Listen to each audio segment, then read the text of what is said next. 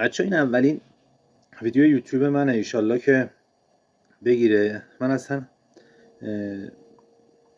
انتظار ندارم این ویدیو بازدید بگیره،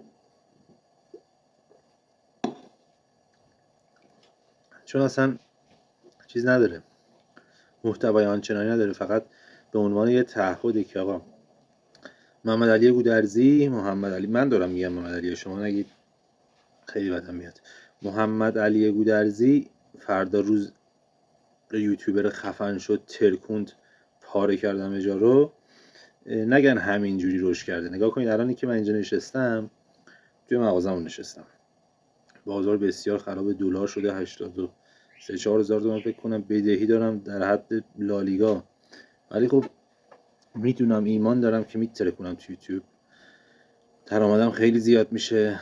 حالا نه صرفا از طریق یوتیوب، از طریق همه چیزایی که بلدم و قرار یاد بگیرم. این ویدیو یه دونه تعهده که آقا همینجوری نیومده. نگاه کن، از اول برنامه داشته، مثلا میان تو کانال یوتیوب من میبینن میلیونی سابسکرایبم، ویو هم نزدیک به میلیاردیه یا اصلا میلیاردیه، چون من به غیر از این کانال شخصی خودم که قراره جاذبه های همه این دنیا رو در موردش صحبت کنم و اخبار و حوادث و وقایع و همه چیز، از هر چی که فکرشو بکنی میخوام ورور کنم واسهتون.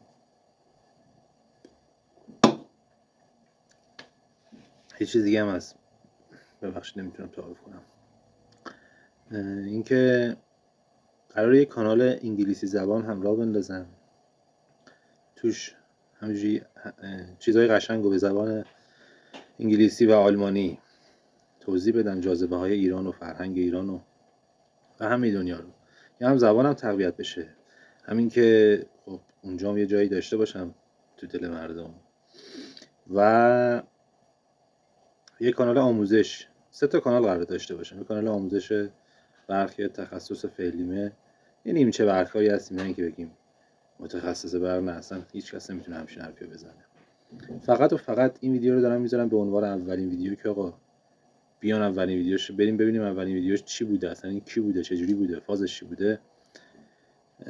موقعیتم الان بگم که گفتم تو مغازه نشستم با کلی بدهی بدون پول، شاید بدون کار، بدون درآمد آنچنانی، ولی خب ایمان دارم به اون چیزی که میخوام میرسم. فقط و فقط هم درآمد نیست، درآمد یکیشه درآمد خوب داشته باشم.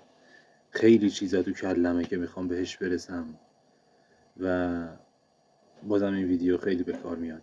شاید به اونجا رسید، شاید نه، مطمئناً وقتی به اونجا رسیدم اونایی که پیگیرم هستن میان این ویدیو رو میبینن که آقا فلانی چی بود، اولی ویدیو چی بود، اصلا شاید یه قولایی داد. حالا یه سری دیگه ویدیو میذارم لاولاش، وسطاش یه رمز و رازایی هم میگم بهتون، خیلی باحاله. از الان میخوام اینجوری تبلیغ کنم، لطفاً این دکمه سابسکرایب رو بزنید، این زنگوله بغلش هم بزنید که ویدیوی تازه دادم اشغال کنید، ببینید دنیا چه خبره، کیفشو ببرید.